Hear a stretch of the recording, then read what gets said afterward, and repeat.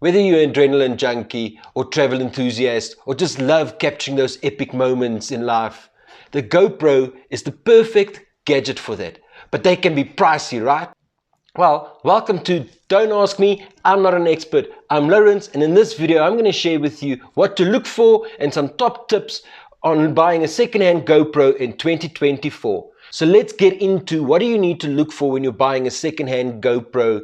This is a GoPro Hero 9 that I bought second-hand quite recently, and I'll show you what I had gone through to make sure that I'm actually got a good deal first of all, and that I've got a decent camera that I know that's going to last me a good couple of years. So first of all, when you have a look at your GoPros, there is so many different versions. You've got your GoPro Hero 3 that they started off with so many years ago, and then going all the way up to your GoPro Hero 9, 10, 11 and 12 these days, and possibly even a 13 coming in soon. But as we said, they can get quite pricey. So if you can get one second hand for a good price and maybe with a couple of good accessories, then it's worth your while.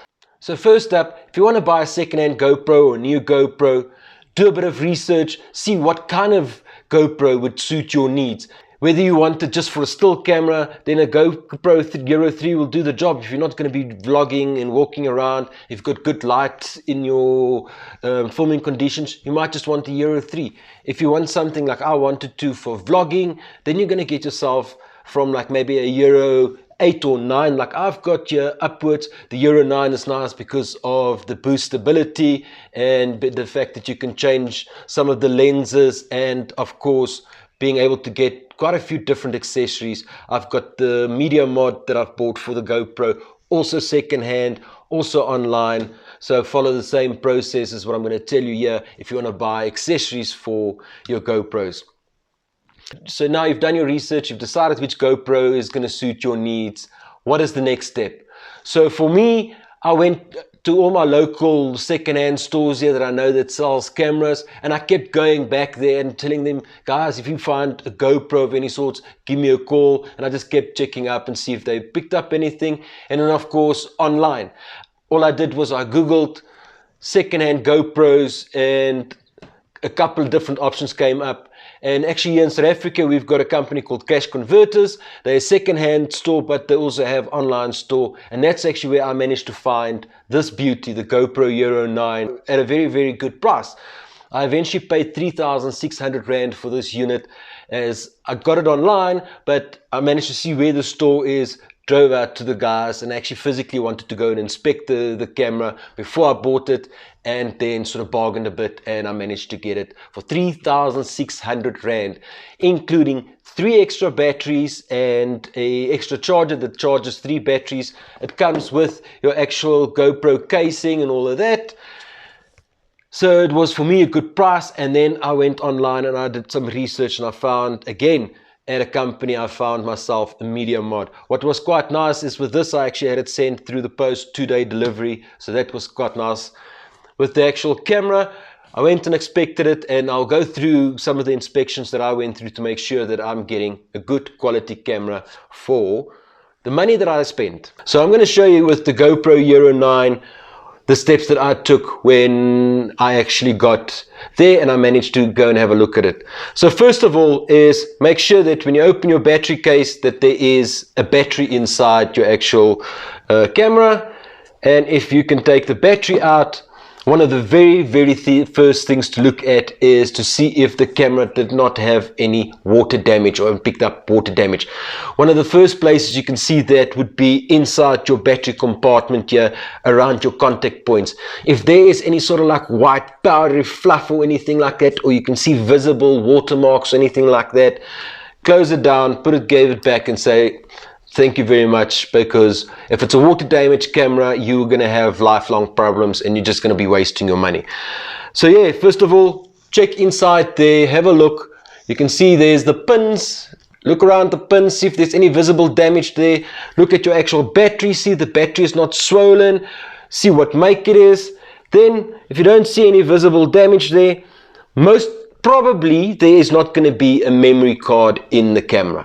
So I would suggest one of the top tips is, before you go and see a camera, take a small micro SD memory card with you, because if you want to test the camera and they don't have a memory card there, you're going to be having a bit of a difficulty. So just take along a memory card, so when you get there, you know you can test the camera.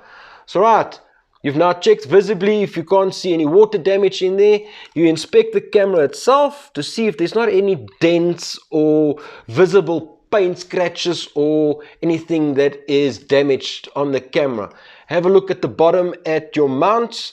Make sure that both mounts are still there. If you go for something like a GoPro Hero 9, that the mounts pop out at the bottom. So just make sure that those are there and they're not cracked or broken or anything. And then you just carry on visibly inspecting your camera, making sure that there's no on the seams, that it's not pulling apart, that it's been opened before or anything like that.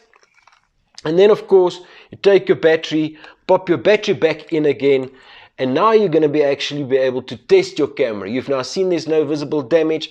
You've made sure that there is a memory card in. You've put your battery in, and now switch your camera on. And that's the first time you're going to actually physically see whether there's any damage on your screen or any dead pixels or anything like that. As you switch it on, just take note of what the battery percentage is. And it will give you an idea, if you're playing around with the camera, how much battery percentage is actually lost. It will give you an idea of if your battery is a battery that is still new, or if it's a battery that's starting to get towards the end of its life. So now you've got your camera on, and you're just going to scroll through and just see your responsiveness of the actual camera. Make sure that there's no dead pixels. So then also take note of the actual settings of the camera. Go into your settings. With the GoPro Hero 9, you're swiping down. You're going to go into your settings. Go to preference, so about, and then you can actually see camera info, all the camera information. Just take note of all of those things. And then of course just go through and see the responsiveness of the camera screen.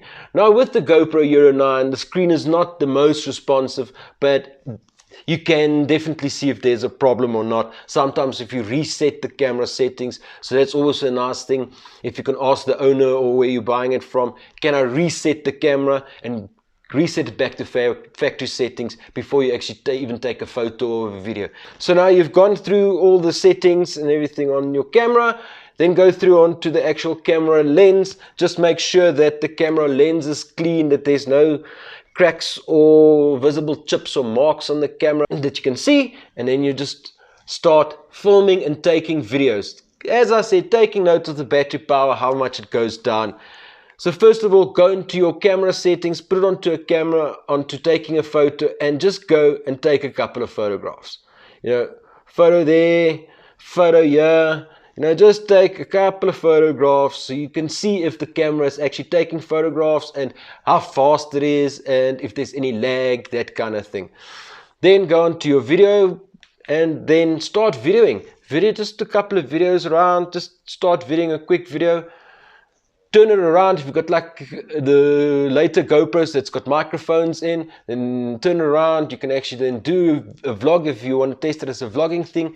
Just do what you would actually buy the camera for. Just do a couple of those small little things. Then go into the actual footage. Go into the footage, have a look, make sure you can see that, okay, I had my stabilizer on, there is no problem with the stabilizer. Go through the photos, make sure that the photos that you can actually see that they have recorded, the quality is good, that there's no visible marks where you can see dirt or a crack or anything like that on your camera screen. So now you've gone through all the settings on your camera, you've actually played around with the camera a bit, you've taken some photographs, you've taken some videos, you've recorded them, you've actually watched them. So if you've got a laptop there or you've got a tablet or something where you can pop that memory card into, it will always be easier and better to actually look at the footage on there. Review the footage, otherwise go onto the back of the camera, review the footage, make sure you don't see any visible cracks or anything like that on the screen. And then that is your actual test on your camera. Feel how warm it is, how hot it gets when you're playing around with it. Don't just do it for 2 minutes or 3 minutes. Play around with it for 5 minutes or 10 minutes. And make sure you get something that's going to last you a good couple of years. Because with these cameras, like I said, this is a GoPro Hero 9. It was launched in 2020. It's got 4 years on it and it's still perfect. Now you've inspected your footage, you've seen your camera, made sure that there's no visible dents or anything like that.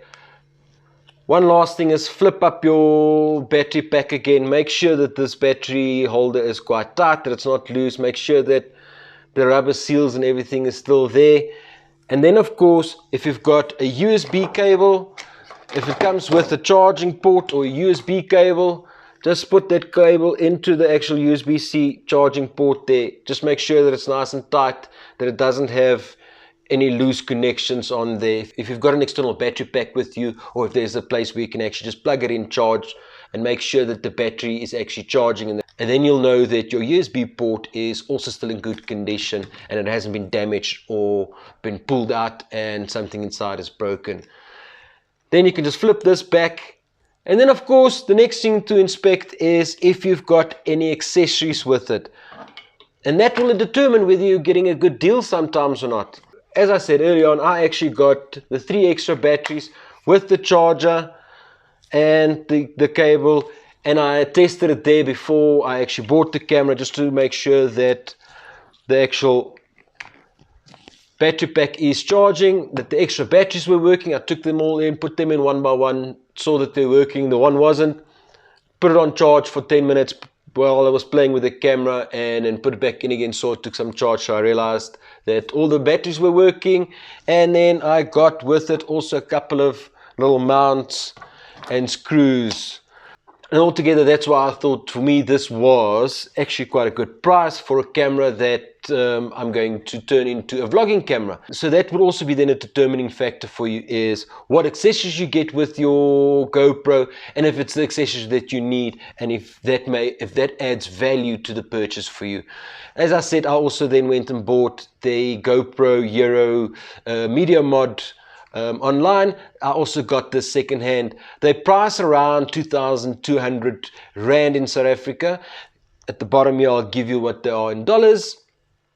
And I managed to get it for 1,200 Rand online, and the company actually sent it to me via courier.